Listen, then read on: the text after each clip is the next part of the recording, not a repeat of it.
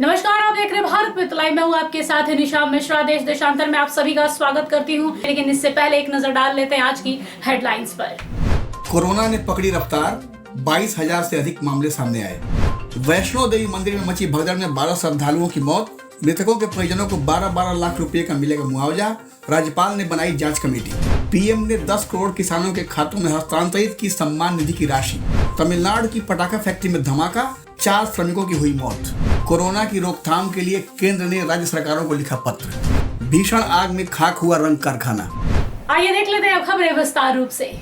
देश में कोरोना ने रफ्तार एक बार फिर से पकड़ ली है और पिछले 24 घंटे में देश में कोरोना संक्रमण के 22,775 नए मामले दर्ज किए गए, जबकि एक दिन पहले मामलों की संख्या 16,764 थी। नए संक्रमित मरीजों के साथ देश में कोरोना की चपेट में आए लोगों की संख्या बढ़कर 3,48,61,579 हो गई है।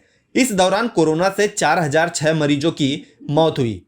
देश में शुक्रवार को 58,11,487 कोविड टीके लगाए गए। इसके साथ ही कुल टीकाकरण 1,45,16,24,150 हो गया है। केंद्रीय स्वास्थ्य एवं परिवार कल्याण मंत्रालय की ओर से शनिवार को जारी हुई आंकड़ों के अनुसार देश में अब तक कोरोना के नए स्वरूप ओमिक्रॉन के कुल 1,431 मामले दर्ज किए गए हैं। जम्मू कश्मीर में वैष्णो माता मंदिर में शनिवार को तड़के मची भगदड़ में 12 श्रद्धालुओं की मौत हो गई तथा 13 अन्य लोग घायल हो गए। राज्य सरकार ने जहां मृतकों के परिजनों को 10-10 लाख रुपए मुआवजा देने का ऐलान किया है, वहीं प्रधानमंत्री राहत कोष से 2-2 लाख सहायता राशि देने की घोषणा की गई है। घटना स्थल पर राहत एवं बचाव का कार्य जारी है। पुलिस, अर्धसैनिक बलों, स्वास्थ्य विभाग तथा प्रशासन की संयुक्त टीम राहत एवं बचाव कार्य में जुटी हुई है। भगदड़ मामले की जांच के लिए उपराज्यपाल मनोज सिन्हा ने उच्च स्तरीय कमेटी का गठन किया है। राज्य कमेटी की अध्यक्षता प्रिंसिपल सेक्रेटरी करेंगे। इसके अलावा जम्मू कश्मीर के एडीजीपी और डिविजनल कमिश्नर इसके सदस्य होंगे। प्रधानमंत्री नरेंद्र मोदी ने देश के करीब 10 करोड़ किसानों को प्रधानमंत्री किसान सम्मान निधि की लगभग 20,000 करोड़ रुपए से अधिक की राशि उनके बैंक खातों में स्थानांतरित कर दी। मोदी ने प्रधानमंत्री किसान सम्मान निधि की 10वीं किस्त जारी की। इससे पहले किसानों को 1,60,000 करोड़ रुपए की आर्थिक सहायता दी जा चुकी है। इस योजना के तहत किसानों को सालाना 6,000 रुपए की आर्थिक सहायता दी जाती है। इस अवसर पर कृषि मंत्री नरेंद्र सिंह तोमर भी उपस्थित रहे। देश में करीब 85% किसान छोटे और सीमांत हैं। इस अवसर पर किसान उत्पादक संगठनों FPO को इक्विटी राशि भी जारी की गई। इससे 1,24,000 किसानों को फायदा होगा। किसी किसान ने यह मांग नहीं की थी कि उसको सम्मान निधि प्रदान की जाए, लेकिन जब प्रधानमंत्री जी ने किसान की आमदनी दोगुनी करने के लिए देश को आह्वान किया, तो उन्होंने इस बात को ध्यान में रखा कि उसकी आय में बढ़ोतरी करना यह केंद्र सरकार का भी काम है, और इसलिए पीएम किसान सम्मान निधि योजना बनाई और इस योजना के अंतर्गत पर्याप्त मात्रा में बजट का प्रावधान किया। और मुझे कहते हुए प्रसन्नता है कि अब तक प्रधानमंत्री जी के प्रयत्नों के परिणाम स्वरूप 1,61,000 से अधिक रुपया किसानों के खाते में पहुंचाने का काम किया गया है। और आज साल का पहला दिन है और पहले ही दिन देश भर के 10 करोड़ 9 लाख किसानों को 20,900 करोड़ रुपया उनके खातों में पहुंचाने का काम इस कार्यक्रम के माध्यम से किया जा रहा है।